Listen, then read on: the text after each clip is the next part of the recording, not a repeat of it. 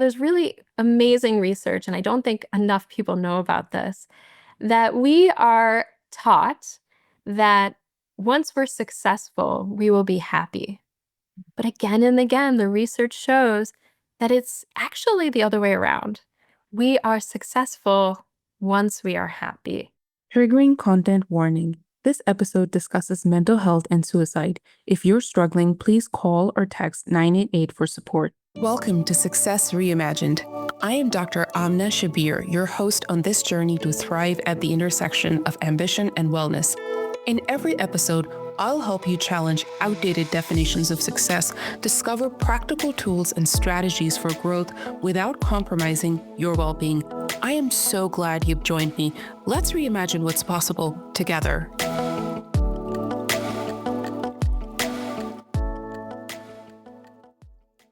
Dr. Carrie Adair is a social psychologist and former assistant director at the Duke Center for Healthcare Safety and Quality, where she led efforts to combat healthcare worker burnout and enhance resilience. With a PhD from UNC Chapel Hill, her expertise lies in the science of well-being, institutional strategies for burnout prevention, and evidence-based tools to foster sustainable workplace cultures.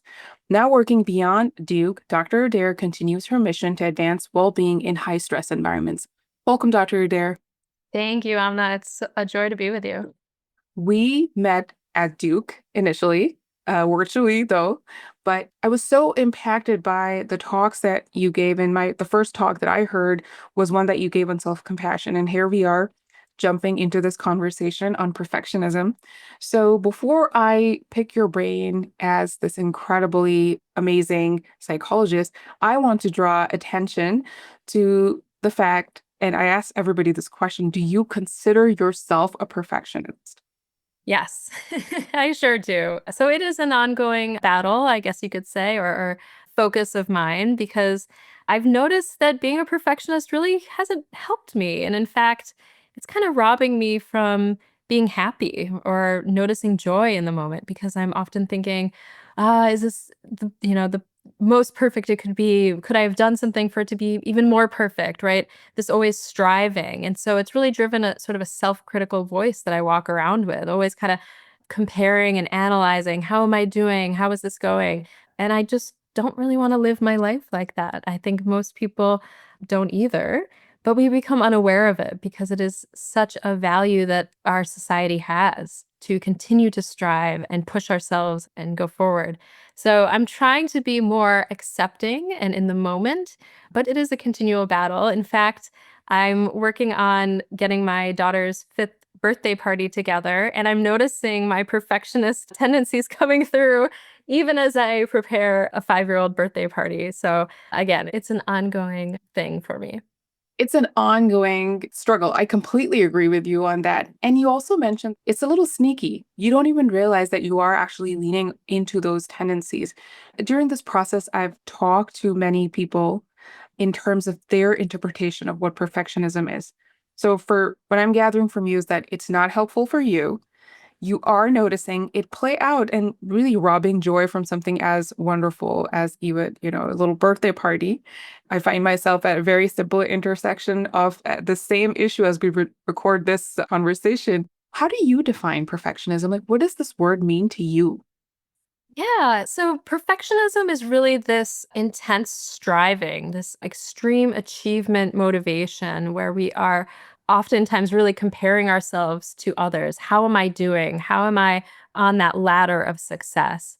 And of course, it can come from many different places. So we think that it is to some degree inheritable. So we could be predisposed to having this way of thinking and being, but it is more so cultural or environmental. So, what are the situations we're in? Who are we around? Are they also perfectionists? Is there this sort of extreme focus on achievement and success? And when we look at our society today, there is this very heightened level of pressure to succeed, to be at the top of our game. And I think especially for folks in healthcare, there is a very sort of understandable but unfortunate sort of way this is played out where we need to be sort of perfect all the time, and yet we are also human. And while that striving for perfection makes perfect sense and we should be sort of achievement more oriented, it actually leads to more errors and lower patient satisfaction, higher rates of burnout, more mental health issues for providers, depression, burnout, possibly suicidal ideation or self harm. And so there really is a lot of negatives from this perspective. That was covering a lot of like really important points that you mentioned over there in terms of this is going to affect mental health across the board, and that includes burnout. And yet we're clinging on to it as a form of this shiny metal that we have. We have to like share with others, and that it is our favorite flaw. It is one of the things that I pride myself in, and not recognizing what a struggle it can be. You mentioned burnout there. When you kind of dig deeper into talking about burnout, talking about organizational well being, and we are talking about medicine, for example, how do these two things correlate when we talk about perfectionism and burnout? In perfectionism, there's this striving for achievement and making sure that everything we are doing is as good as it possibly can be, that it is perfect. And the reality is that we are human and we are not always going to be perfect. And so, in those instances, whether they are real or they are sort of perceived by ourselves, maybe no one else would notice whatever flaw you are perceiving. We have that self critical voice, we beat ourselves up, we tell ourselves horrible things about ourselves. Maybe it comes down to something really personal or things we were told when we were children. And all of these can really lead to shame, lead to depression, lead to burnout, lead to these outcomes that are increasing in healthcare workers and that we need to be paying close attention to. Not only because we care about healthcare workers as humans, but also because they are associated with higher levels of errors, lower patient satisfaction, and other negative outcomes in the workplace. And we don't want those things. And yet you're saying we also want our healthcare workers, and even in non-healthcare settings, the people that are in our workspaces to be perfect. And that is like that other oriented perfectionism, the expectation that people around us are going to be perfect. So as you are thinking about workplace culture, and clearly this is not working, what are some of the steps, in your opinion, that maybe organizations can take to address the harmful impacts of perfectionism while still encouraging excellence and accountability? There are many things that we can do. I think one of the potentially most harmful approaches is to put out there to everyone that no errors are accepted, right? That the extremely high level of intolerance to imperfection, that is very dangerous because what happens when there is an error and we are human and there will be an error? What we do next is really important. But when we set that expectation at the front that there is intolerance for that, how does that individual react? There's intense shame. There's a potentially self-harm or other negative behaviors or outcomes. There's potential substance abuse or there's higher rates of accidents, et cetera, after these types of issues. So we need to put out at the front more of a supportive environment, one that is a learning opportunity, setting up cultures not only from the institutional level, but locally, where we rather view these types of situations as learning opportunities, using that learning mindset so that it's not less about that one individual and more about the fact that we are all human. We are all capable of making errors. And how can we set ourselves up for success so that those can be avoided, right? Rather than playing the blame and shame game. And shame is a very corrosive emotion because it does lead to all sorts of other negative outcomes as well. We want to make it about being human, make it about, again, setting ourselves up well for the future. So, how can we do that? One is having supportive leaders, leaders that again, are not intolerant. They are more accepting of humanity, our common humanity. And that's not at the expense of high expectations or really being oriented towards success and positive outcomes, but also using some humility when leaders can share, that they made a mistake and sharing how they grew from it. That is so powerful, opening the door to the fact that we are not robots, right? We have so much to offer, and yet we can also appreciate the fact that we are human at the same time. So making it at the local level, making it part of the culture that this is a learning environment, and then taking that even further to the institutional level. We want to make sure that we also don't set up individuals to experience a negative outcome from this is a sort of controversial term, but sort of a second victim or an individual who is sort of traumatized themselves from an incident. We did some research on this and found that for individuals who feel that the institution is supportive to them and supportive in these types of instances, there were significantly lower rates of burnout, of other negative mental health outcomes, but also higher rates of patient safety culture. So we know that actually, when we have this sort of feeling of support from the institution, feeling of support from the leader, feeling of support from my colleagues, we're set up so that we are more likely to bounce back when adversity or a mistake does arise. That was really helpful. And what stood out to me at the end, as you mentioned, is this culture of almost like belonging and mattering, which really ties nicely with some of the incredible work that even Jennifer Wallace has done. And as you talk about that specifically, I also joke sometimes that people don't leave organizations because they have to do 3 extra clicks.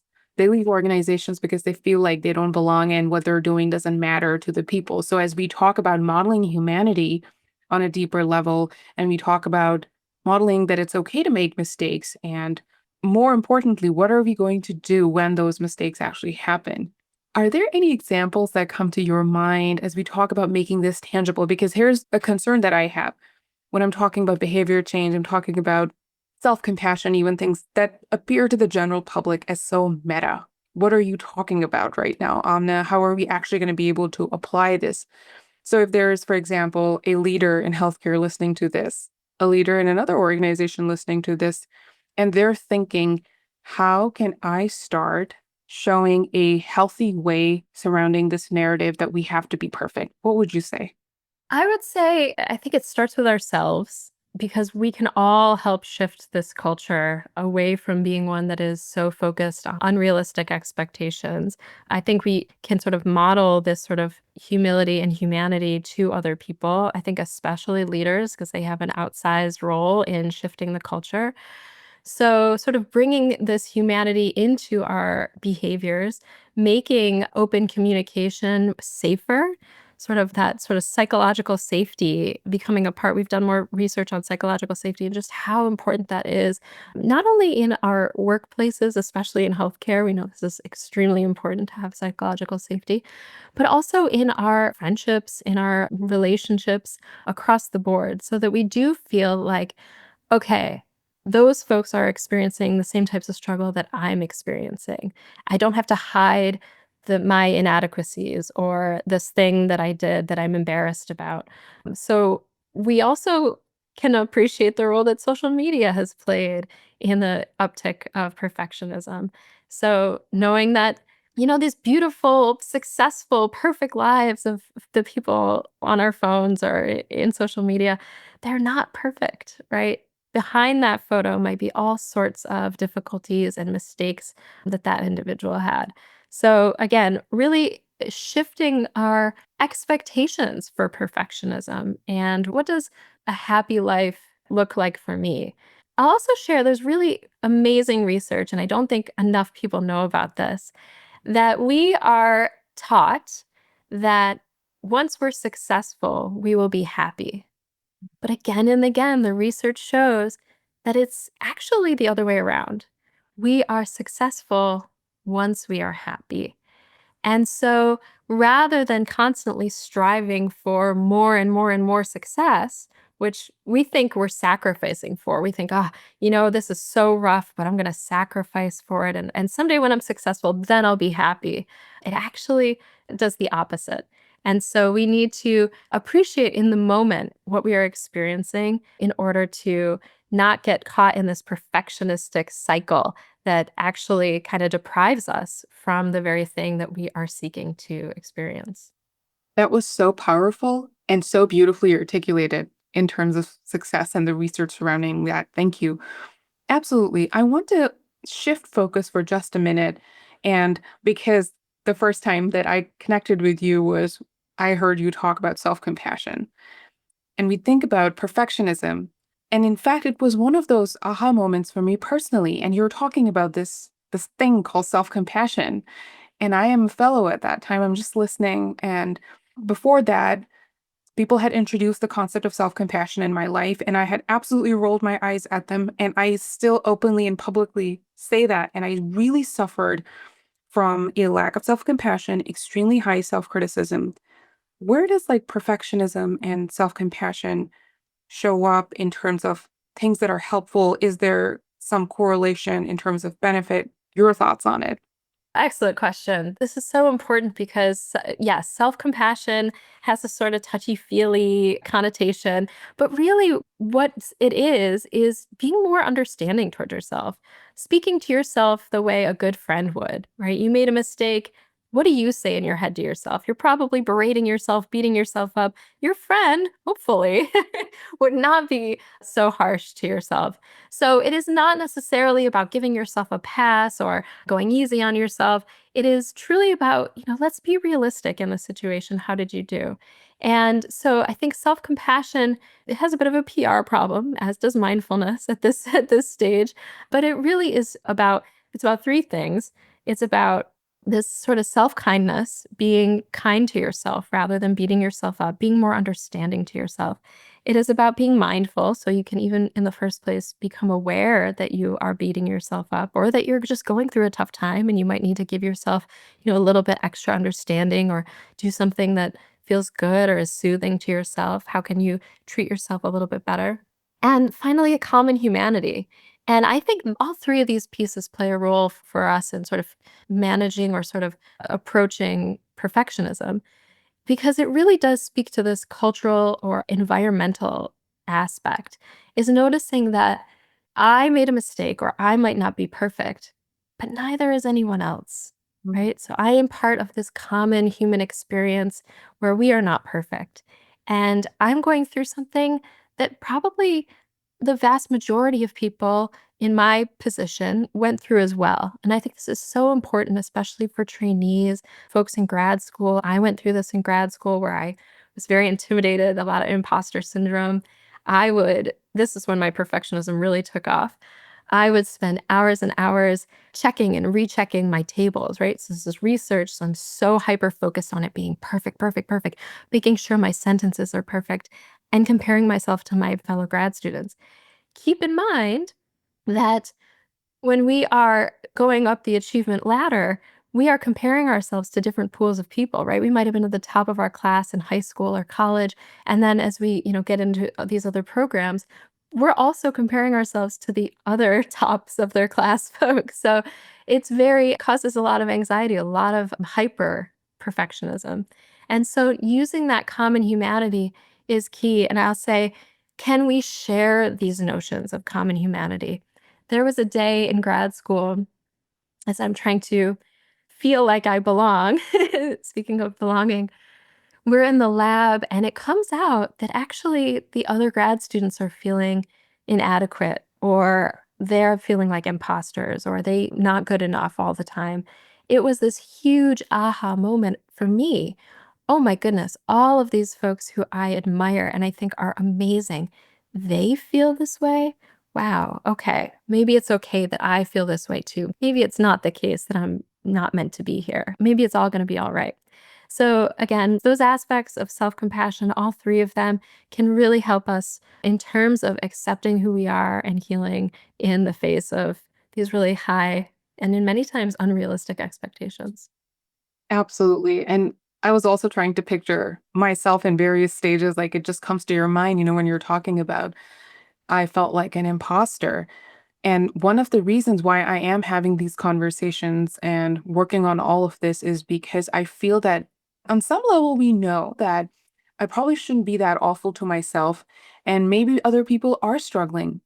But there seems to be this almost a gap because, as you mentioned earlier, what you're being shown on social media, a lot of times it doesn't add up. And sometimes you're also being burst into this like relentless drive to be positive, which also doesn't help.